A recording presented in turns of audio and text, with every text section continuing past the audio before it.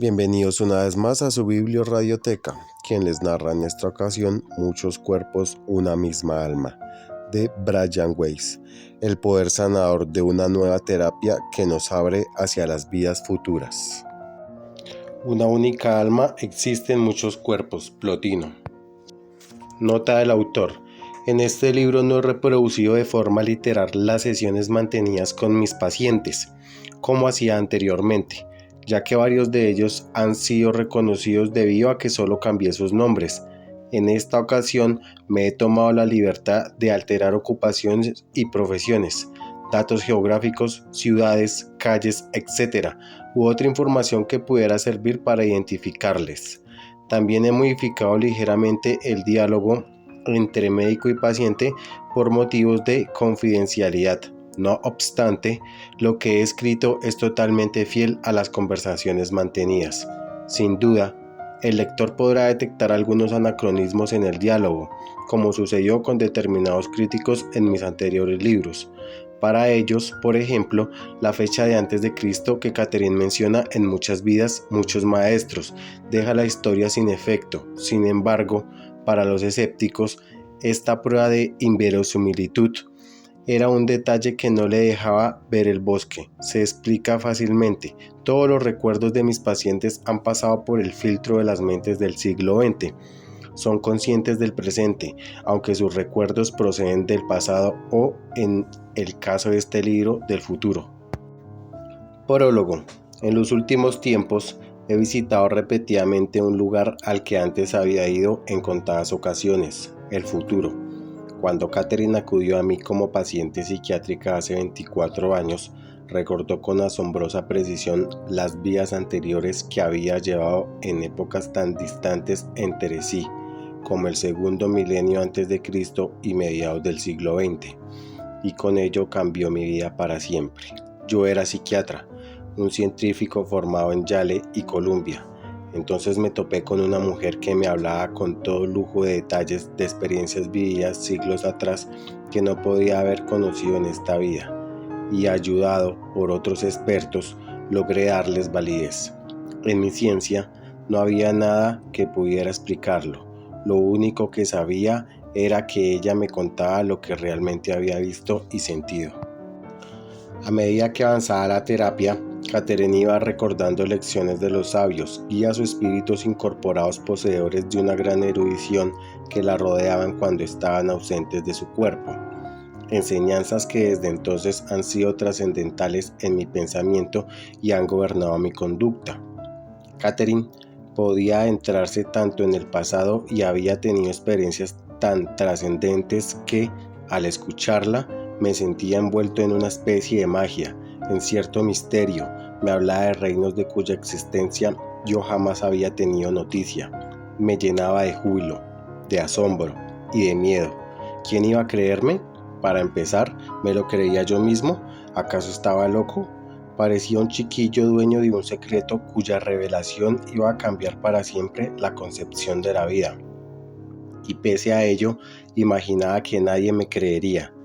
Tardé 4 años en reunir el valor necesario para escribir sobre los viajes de Catherine y sobre los míos propios en Muchas vidas, muchos maestros. Temía que fuera a suponer mi expulsión del colectivo psiquiátrico, pero al mismo tiempo estaba cada vez más convencido de lo que escribía era cierto. En los años transcurridos desde entonces, mi certeza se ha visto reforzada y muchos otros pacientes y terapeutas han reconocido que mis descubrimientos son válidos. A estas alturas ya he ayudado a más de 4.000 pacientes, haciéndoles retroceder mediante hipnosis a sus vidas pasadas, por lo que mi sensación inicial de sorpresa ante la existencia de la reencarnación, por no decir la fascinación que me produjo el descubrimiento, ha ido desapareciendo, pero ahora algo vuelve a sorprenderme y por ello me siento muy motivado. Ahora puedo transportar a mis pacientes al futuro y además verlo con ellos. De hecho, una vez intenté llevar a Catherine al futuro, pero no me habló del suyo, sino del mío, y vio mi muerte con claridad, lo cual fue como mínimo inquietante. Cuando concluya tu labor, terminará tu vida, me aseguró. Pero para eso falta mucho tiempo, mucho. Luego pasó a otro nivel y ya no descubrí nada más. Meses después le pregunté si podíamos volver a adentrarnos en el futuro. En aquella ocasión yo hablaba directamente con los sabios, además de con el subconsciente de Catherine, y fueron ellos los que respondieron: no es permitido. Quizás ver el futuro la habría asustado demasiado, o quizás no era buen momento. Yo era joven y probablemente no habría reaccionado con tanta competencia como ahora ante los extraordinarios peligros que plantean las progresiones. Para empezar, la progresión hacia el futuro resulta más difícil para el terapeuta que retroceder al pasado, ya que el futuro aún no ha sucedido, y si lo experimenta el paciente es fantasía y no realidad. ¿Cómo probarlo? No podemos. Cuando regresamos a vidas anteriores sabemos que los hechos ya han sucedido y que en muchos casos pueden demostrarse. Pero supongamos que una mujer en edad fértil ve que el mundo será destruido dentro de 20 años. No pienso traer un hijo a este mundo, se dice. Morirá demasiado pronto. ¿Quién puede asegurar que su visión es real y que su decisión ha sido lógica? Tendría que ser una persona muy madura para comprender lo que había visto. Podría ser una distorsión, una fantasía, una metáfora, un simbolismo, el futuro verdadero o quizás una mezcla de todas esas cosas. ¿Y qué sucedería si una persona viera su muerte dentro de 2 años? Pongamos que por culpa de un conductor ebrio. ¿Se alarmaría? ¿Dejaría de conducir? ¿Provocaría esa visión ataques de ansiedad? No me dije entonces, vamos a dejarlo. Empezaron a preocuparme los vaticinios que acarreaban sus propios cumplimientos y la inestabilidad de las personas. El riesgo de que alguien actuara movido por ideas erróneas era demasiado grande. Sin embargo, en los 24 años transcurridos desde lo de Catherine, algunos de mis pacientes se han adentrado en el futuro de forma espontánea, a medida hacia el final de su terapia. Si confiaba en que fueran capaces de comprender que lo que presenciaban podría ser una fantasía, les animaba a continuar. Se trata de crecer y experimentar, les decía, buscar una ayuda para tomar decisiones correctas y sensatas en el presente, pero vamos a evitar cualquier recuerdo. Sí, recuerdos del futuro, cualquier visión, cualquier conexión que tenga que ver con escenas de muerte o enfermedades graves. Esto solo por aprender. Y eso era precisamente lo que hacían sus mentes. El valor terapéutico era considerable. Comprobé que esos pacientes tomaban decisiones más sensatas y elegían mejor. Podían analizar una bifurcación en un futuro cercano y decirse: ¿qué sucederá si tomo ese camino? ¿Sería mejor tomar el otro? Y a veces sus futuros se hacían realidad. Algunas de las personas que recurren a mí describen acontecimientos precognitivos, es decir, saben que va a suceder antes de que suceda. Quienes investigan las experiencias de muerte cercanas escriben sobre ello. Es un concepto que se remota a tiempos prebíblicos. Pensemos en Casandra, que podría predecir el futuro con exactitud, pero a la que nadie creía. La experiencia de uno de mis pacientes demuestra la fuerza y los peligros de la precognición. Empezó a soñar con el futuro y a menudo lo que soñaba acababa cumpliéndose. En el sueño que la hizo acudir a mi consulta, su hijo sufría un terrible accidente de tráfico. Era real, me decía. Lo había visto con claridad y le aterraba la idea de que su hijo pudiera morir así. No obstante, el hombre del sueño tenía el pelo cano y su hijo era un hombre moreno de 25 años. Mire, le contesté, presa de una repentina inspiración. Mientras pensaba en Catherine, convencido de que mi consejo era acertado, sé que muchos de sus sueños se han hecho realidad, pero no por ello tiene que cumplirse este. Hay espíritus que pueden intervenir, llámelos ángeles, guardianes, guías, Dios.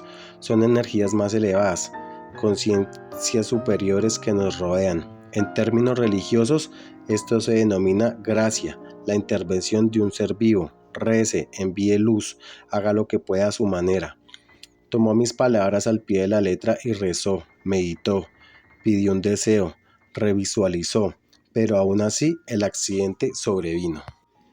Sin embargo, no fue mortal. No había por qué haberse alarmado si su hijo sufrió heridas en la cabeza, pero enseguida se hizo patente que no había lesiones graves. No obstante, el accidente le resultó traumático desde el punto de vista emocional, ya que cuando los médicos retiraron los vendajes del cráneo, comprobaron que se le había encanecido el pelo. Hasta hace unos meses, en las contadas ocasiones en que hacía progresar a mis pacientes hacia el futuro, procuraba no salir de sus propias vías. Solo hacía progresiones cuando creía que el paciente tenía la fortaleza psicológica necesaria para soportarlas, y muchas veces me quedaban tantas dudas como a ellos sobre el sentido de las escenas que evocaban. Sin embargo, la primavera pasada algo cambió mientras daba una serie de talleres a bordo de un crucero. En esas sesiones solo hipnotizar en un grupo a los asistentes para transportarlos a una vida interior y después de vuelta al presente. Algunos retroceden en el tiempo, otros se duermen y otros se quedan como estaban, sin llegar a ser hipnotizados. En aquella ocasión, uno de los presentes, Walter, un hombre adinerado, un genio del software, hizo una progresión por sí mismo y no se quedó en su propia vía, sino que avanzó un milenio. Walter traspasó unas nubes oscuras y se encontró en un mundo nuevo. Había algunas zonas, por ejemplo, Oriente Próximo o el norte de África, prohibidas, tal vez debido a la radiación o a una epidemia, pero el resto del mundo era precioso. Lo habitaban muchas menos personas, quizá por una catástrofe nuclear o por una plaga, o porque había descendido la tasa de fertilidad.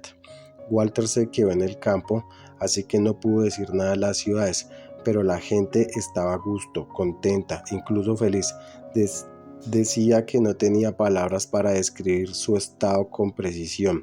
Lo que había provocado el descenso de la población había sucedido hacía mucho tiempo, y lo que vio resultaba idílico. No estaba seguro de la fecha, pero sí de que habían pasado más de 1000 años desde la actualidad. La experiencia le ayudó emocionalmente. Era lo bastante rico para soñar con la idea de cambiar el mundo, pero en aquel momento comprendió que eso no está en la mano de ningún hombre. Hay demasiados políticos, decía, que no están abiertos a conceptos como el amor al prójimo o la responsabilidad planetaria. Lo que de verdad importa era el propósito de trabajar por un mundo mejor, además de los actos benéficos que él pudiera hacer en persona. Cuando regresó a esta vía se sentía algo triste, posiblemente porque ya no estaba en aquel futuro paradisíaco, o tal vez lo apenaba la calamidad de que cernía sobre nosotros, y hasta cierto punto intuía que era algo inevitable, como nos sucede a casi todos. Una vez despierto describió las escenas gráficas e impactantes que había visto, las sensaciones y los sentimientos que había experimentado. Uno de los motivos por lo que no creo que todo sea producto de su imaginación. Sin embargo, su entusiasmo no se acercaba ni mucho menos al que sentía yo. Por fin era consciente de las repercusiones. Había descubierto que pasado, presente y futuro forman un todo, y que lo que suceda en el futuro puede influir en el pasado, del mismo modo que el pasado repercute en el futuro. Aquella noche escribí lo siguiente: podemos adentrarnos en el futuro si lo hacemos con prudencia. El futuro, sea cercano, sea lejano, puede servirnos de guía, puede retroalimentar el proceso para instigarnos ahora a elegir mejor y decidir mejor. Podemos cambiar lo que hacemos hoy en función de lo que nos diga el mañana, y eso altera nuestros futuros, que toman una dirección más positiva. Piensen lo que implica ello. Del mismo modo que hemos visto números limitados de vidas pasadas, tendremos una cantidad finita de vidas futuras. Conocer lo que ya sucedió y lo que va a suceder puede permitirnos determinar el futuro del mundo y también nuestros propios futuros. Esto enlaza con el antiguo concepto de karma. Se cosecha lo que se siembra. Si implantamos mejores semillas, si mejoramos los cultivos, si hacemos mejores acciones, nos veremos recompensados en las recolecciones futuras. Desde entonces he progresado a muchas otras personas. Algunas han avanzado en sus propias vías, otras en el futuro del planeta, la ciencia ficción, el cumplimiento de los deseos y la imaginación. Todos ellos son explicaciones factibles para lo que han visto mis pacientes. aunque también cabe la posibilidad de que en verdad haya estado allí. Quizá la gran lección que puedes traer de esta vía es que nos reserva el futuro y cómo podemos influir todos en él. Dicha información, al menos la que poseo en este momento, influirá en mis vidas próximas y en las de ustedes, al realizar nuestro viaje rumbo a la inmortalidad.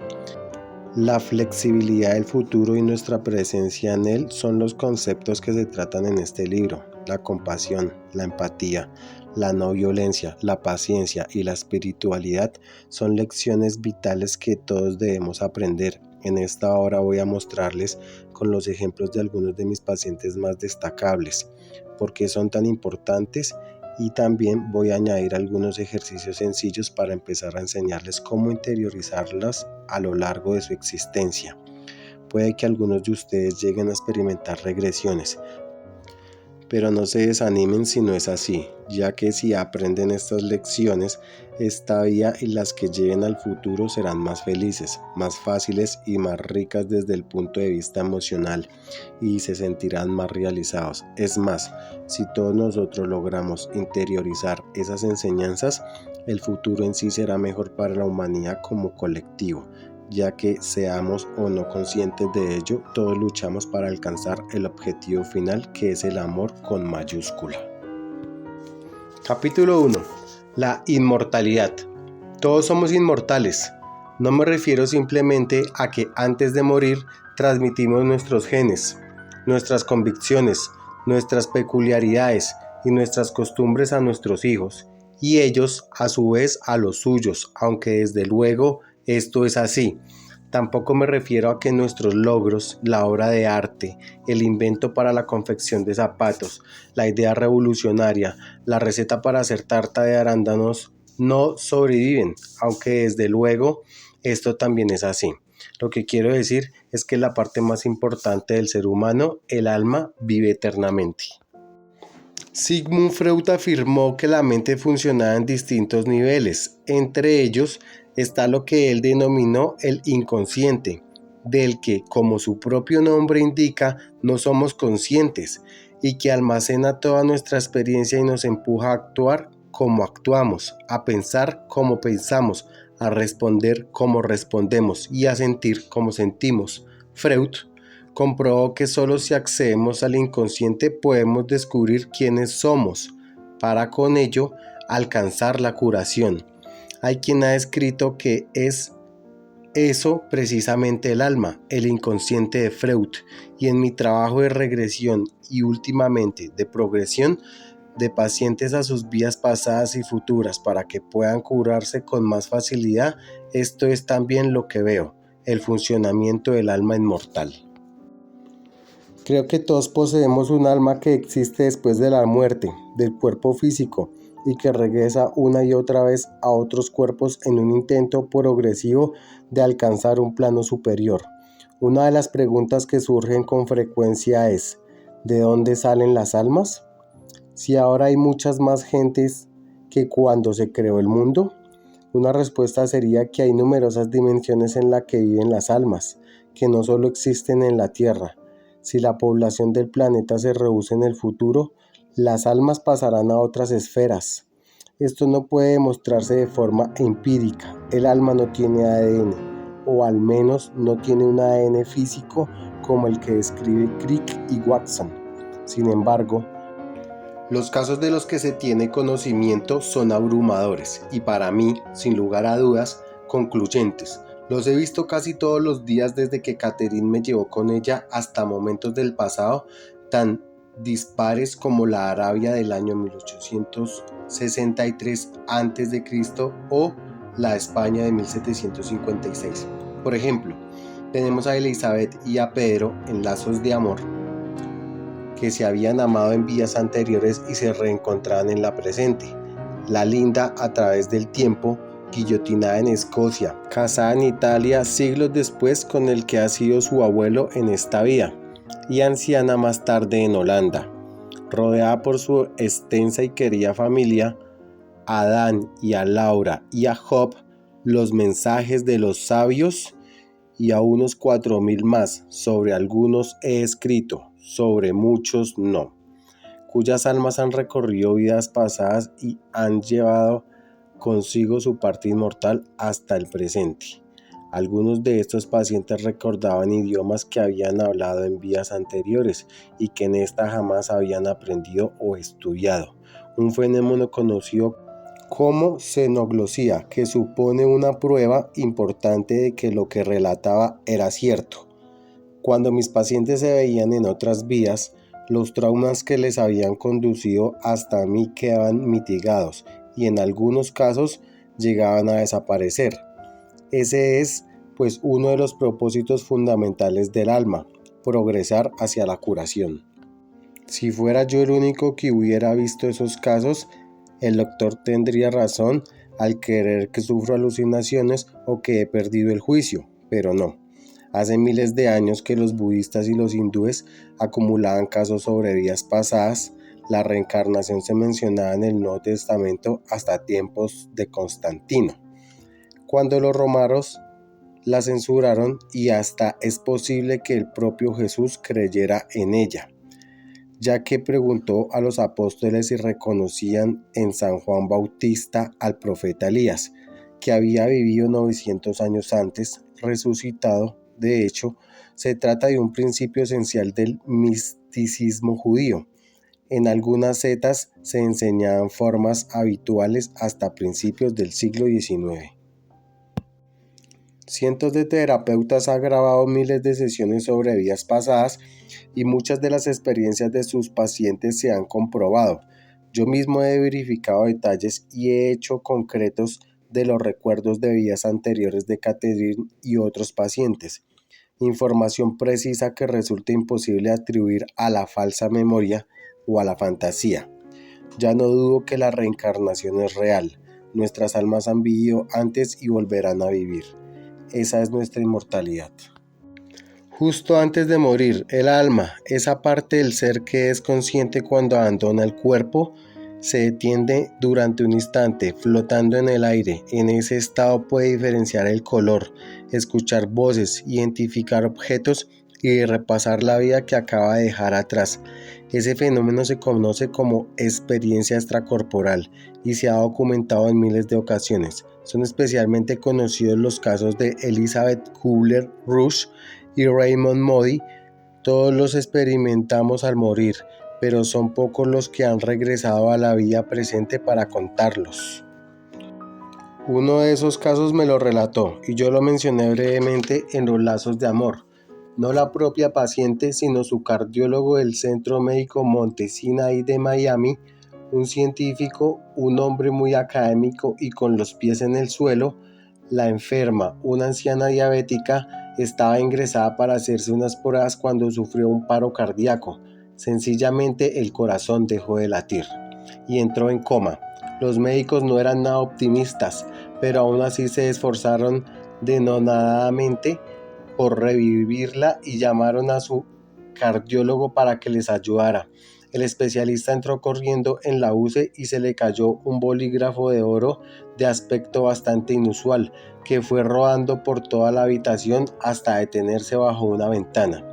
Durante una corta pausa en el proceso de reanimación lo recogió, según contó la mujer. Mientras el equipo médico intentaba salvarla, salió flotando de su cuerpo y contempló toda la escena desde un punto situado sobre el carrito de las medicinas, cerca de la ventana. Naturalmente, lo observaba todo con detenimiento, porque veía que los médicos intentaban salvarle la vida. Estaba deseando llamarles, decirles que se encontraba bien y que no tenía que trabajar con tanta desesperación, pero sabía que no la oirían. Cuando intentó darle un golpecito en el hombro a su cardiólogo para reconfortarlo, atravesó con la mano y no sintió nada. Veía todo lo que sucedía en torno a su cuerpo, oía todo lo que decían los médicos y, sin embargo, por mucho que lo intentara, no conseguía que la escucharan. Los esfuerzos de los doctores surtieron efecto.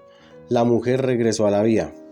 He seguido todo el proceso, le dijo a su cardiólogo, que se quedó atónito. ¿Puede ser? Estaba inconsciente, estaba en coma.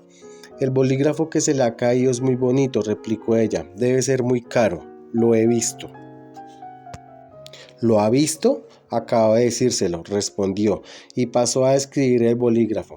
La ropa de los médicos y las enfermeras, la sucesión de gente que había entrado y salido de la UCI y lo que había hecho cada uno. Cosas que no podría haber sabido alguien que no hubiera estado presente. El cardiólogo seguía impresionado pasado unos días cuando me lo contó. Me confirmó que todo lo que había dicho la anciana había sucedido realmente y que sus descripciones habían sido del todo exactas. Sin embargo, no cabía duda de que había estado inconsciente. Es más, hacía más de 5 minutos que había perdido la vista. La que veía era su alma, no su cuerpo. Desde entonces, ese mismo cardiólogo me ha hablado de varios pacientes que, antes de morir, habían visto a personas conocidas y fallecidas hacía mucho tiempo que los esperaban para acompañarlos al otro lado. Se trataba de enfermos que no tomaban ningún tipo de medicamentos y que por lo tanto estaban lúcidos. Uno contó que su abuela esperaba sentada tranquilamente en una silla de la habitación del hospital a que llegara la hora de su nieto. Otro recibió la visita de su hijo, que había muerto de niño. El cardiólogo observó que entre sus pacientes la muerte se afrontaba con calma, con serenidad. Aprendió a decirles: me interesa mucho lo que usted sienta y experimente. Por muy extraño que le parezca, no se preocupe, puede hablar conmigo. Cuando le contaban, perdían el miedo a la muerte. Lo más habitual es que las personas que pasan por una reanimación afirmen haber visto luz, por lo general dorada y a lo lejos, como si estuvieran al final de un túnel. Nancy Sniderman, una doctora que trabajaba como periodista especializada en temas médicos para la cadena televisiva ABC, me permitió hacerles una regresión como demostración y describió su vida como granjera en las grandes llanuras de Estados Unidos en el siglo XIX. Al final de su larga existencia, quedó flotando por encima de su cuerpo, observándolo a distancia. Luego tuvo la sensación de que la llamaba una luz, en su caso azul, y de que cada vez que se alejaba más de su cuerpo para acercarse a una nueva vida, una vida que aún no estaba clara, se trata de una típica experiencia de muerte cercana, casi un relato de manual, aunque con una salvedad. Nancy relataba la experiencia de alguien, ella misma en otra vida, que llevaba más de 100 años muerto. ¿A dónde se dirigen el alma tras abandonar el cuerpo? No estoy seguro. Puede que no exista la palabra adecuada para designar ese lugar. Yo digo que es otra dimensión en estado de conciencia superior. Está claro que el alma existe fuera del cuerpo físico y que establece conexiones no solo con las demás vidas de las personas que acaba de abandonar, sino con todas las demás almas. Morimos físicamente, pero esa parte de nuestro ser es indestructible e inmortal. El alma es eterna. Probablemente en el fondo exista solo una alma, una energía. Mucha gente la llama Dios, otros amor, pero tampoco es el nombre lo que importa. Yo entiendo el alma como una entidad energética que se fusiona con la energía universal y que después vuelve a separarse, intacta, al regresar a una nueva vida, antes de fundirse con el alma única. Contempla desde lo alto el cuerpo que acaba de abandonar y hace lo que yo denomino una evaluación vital, un repaso de la vida que acaba de abandonar. La evaluación se realiza con espíritu de bondad afectuosa y cariño. No se trata de castigar, sino de aprender.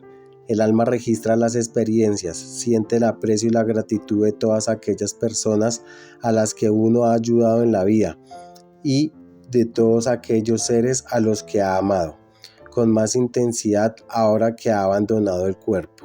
Del mismo modo siente el dolor, la rabia y la desesperación de todos aquellos a los que ha hecho daño, o aprende a no hacer cosas perjudiciales y a ser compasiva.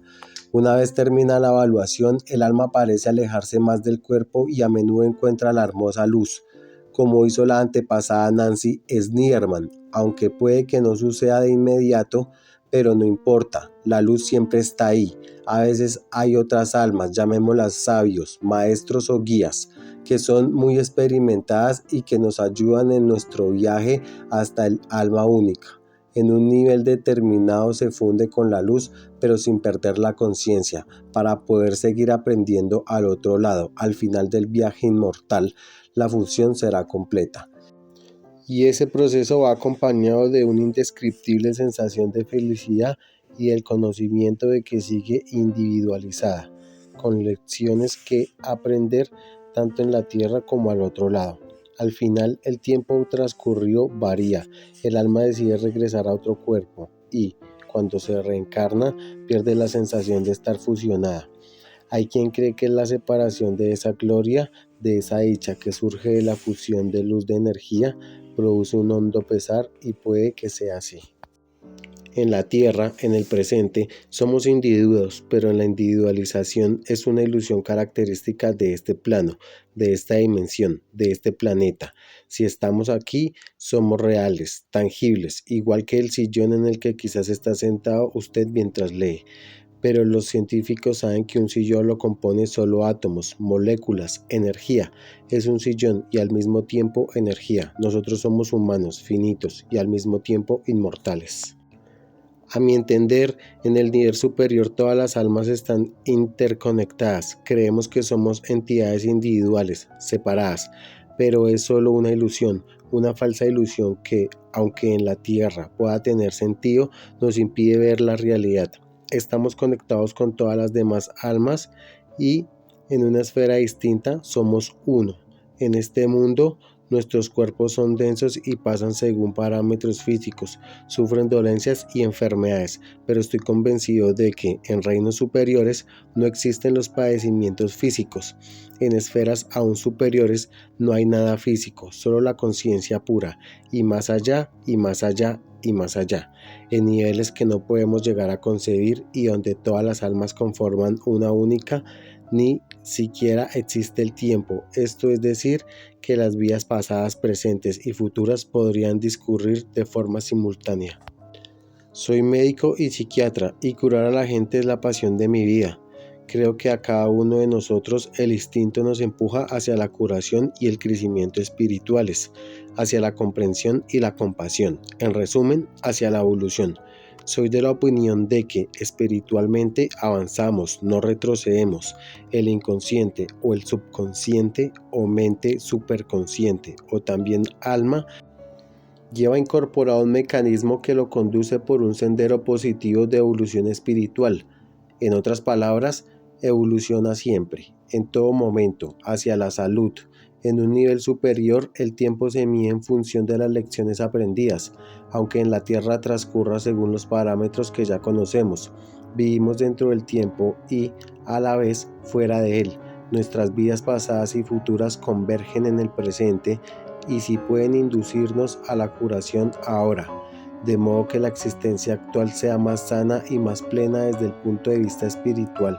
Progresamos, la retroalimentación es continua porque su objetivo es ayudarnos a mejorar nuestras vidas futuras, incluso mientras vivimos la presente.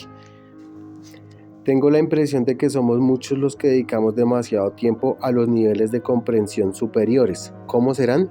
Resulta fascinante considerar la pregunta, pero ahora nuestro objetivo es curarnos cuando todavía habitamos este mundo físico. Veo que hay mucha gente, sobre todo la aficionada a la New Age, que no acaba de conectar con este mundo, con el aquí y el ahora. La progresión en los campos de la contemplación y la meditación es importante, pero quienes se pasan la vida aislados deberían darse cuenta de que somos una especie que vive en sociedad.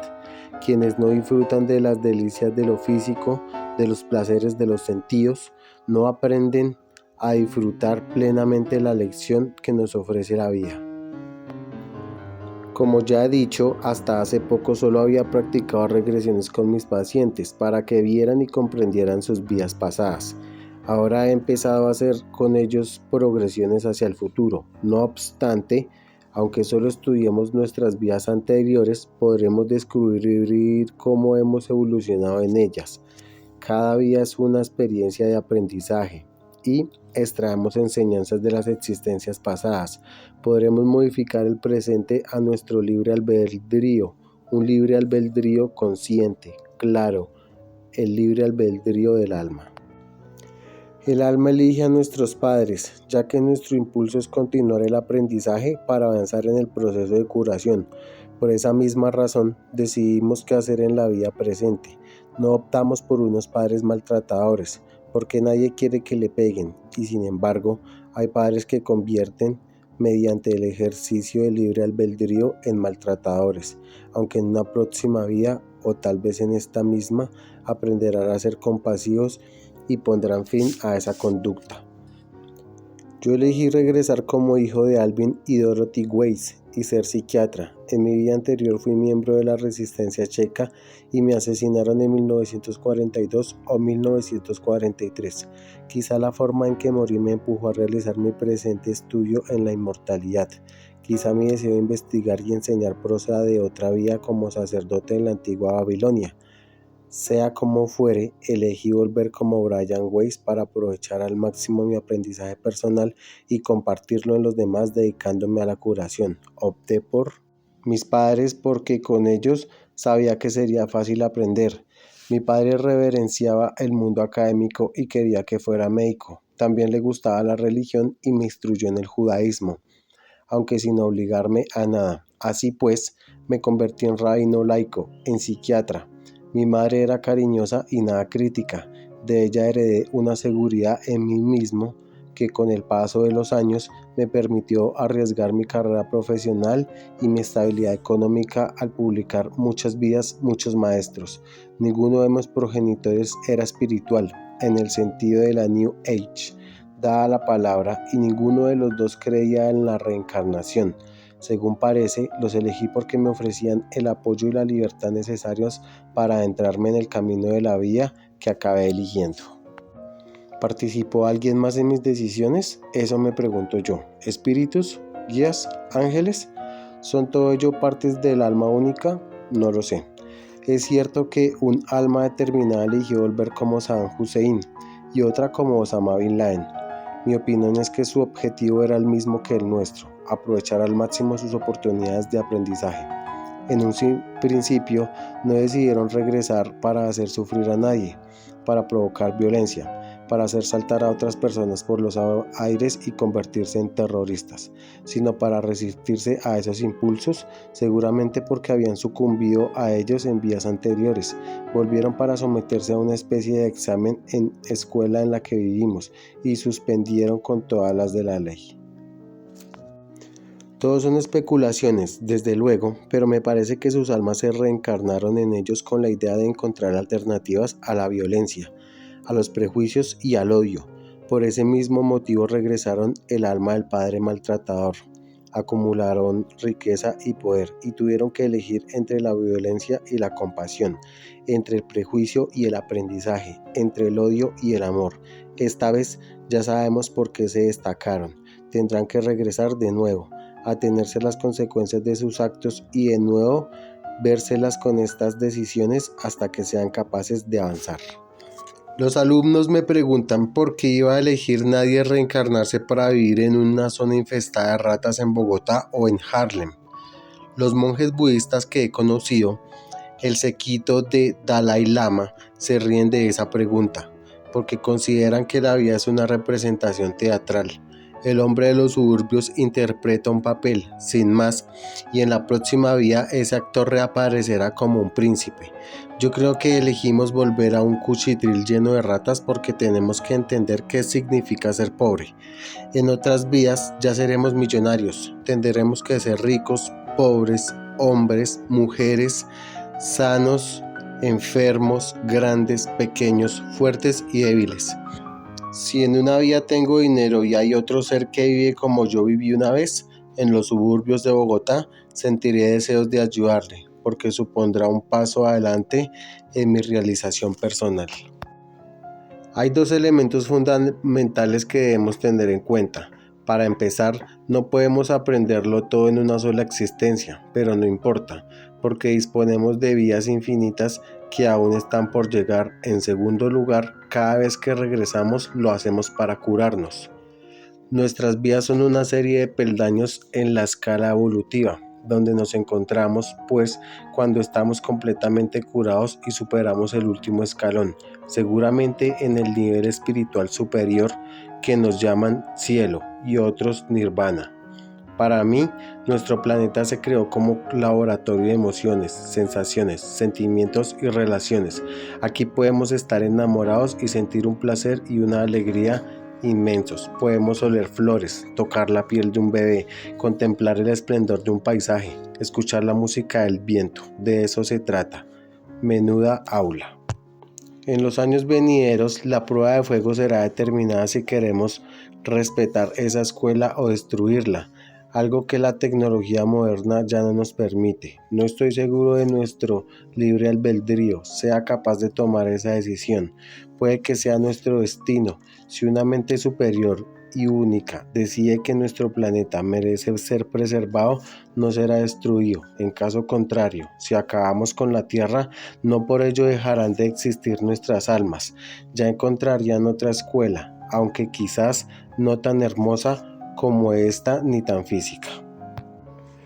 Todas nuestras almas tienen la misma edad, son eternas, pero algunas avanzan más deprisa de las demás. Saddam Hussein podría estar en tercero de primaria, mientras que el Dalai Lama ya habría empezado un curso de posgrado. Al final, todos acabaremos nuestros estudios en el alma única. La rapidez de nuestro progreso dependerá del libre albedrío.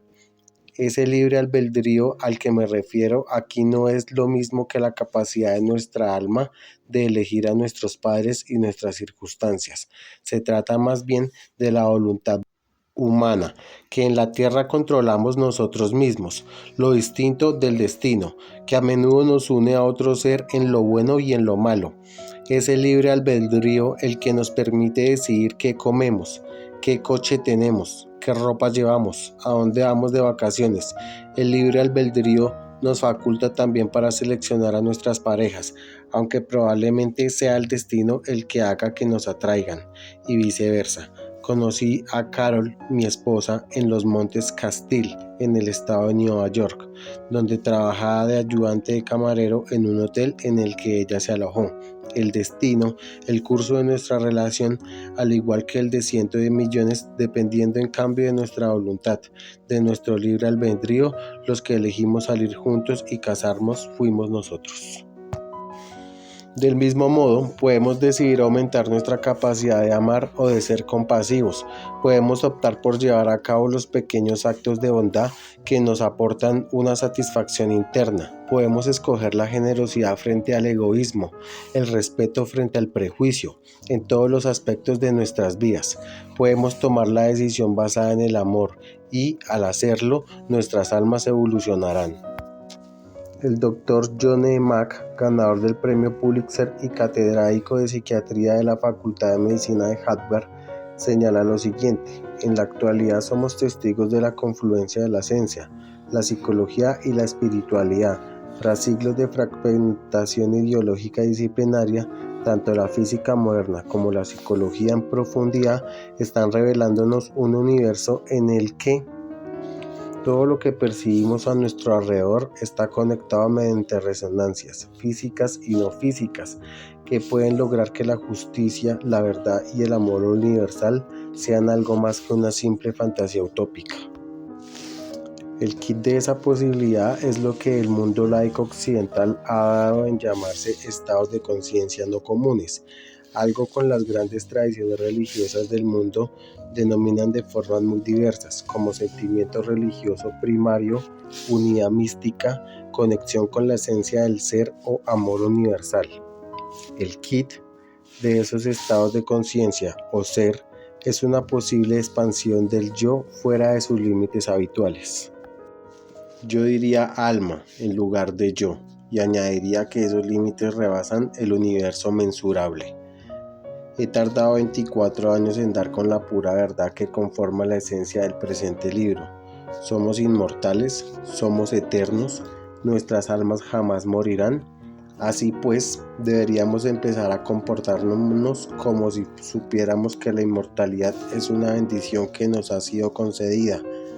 O para ser más claros, deberíamos prepararnos para la inmortalidad aquí y ahora, hoy y mañana, y todos los días que nos puedan quedar por vivir. Si nos preparamos, nuestras almas ascenderán por la escala evolutiva, se acercarán más a la curación, al estado superior. En caso contrario, reciclaremos nuestra vida actual, es decir, nos quedaremos estancados y propondremos para una existencia futura el aprendizaje de la lección que podríamos haber superado en esta. ¿Cómo nos preparamos? ¿Cómo actuamos los inmortales? En esta vía nos preparamos aprendiendo a relacionarnos mejor con los demás, a ser más afectuosos, más compasivos, a estar más sanos física, emocional y espiritualmente, a ayudar a los demás a disfrutar de este mundo y sin embargo fomentar su evolución, promover su curación. Al prepararnos para la inmortalidad, disiparemos los miedos actuales, nos sentiremos más a gusto con nosotros mismos, creeremos espiritualmente y al mismo tiempo sanaremos nuestras vidas futuras. Ahora, gracias a las progresiones que mis pacientes han experimentado y que han narrado, podemos ver los resultados de nuestra conducta actual y de ese modo adaptarla al futuro.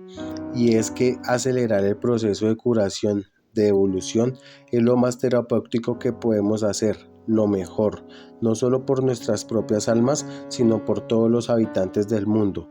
Eso es lo que he aprendido de mis pacientes. De esta manera llegamos al final del primer capítulo. Recuerda activar la campanita, darnos like y suscribirte, hacer tu comentario para continuar subiendo contenido de este tipo. Muchas gracias por tu apoyo. Recuerda que te narró Biblioradioteca. Nos veremos en el próximo capítulo. George, el control de la ira.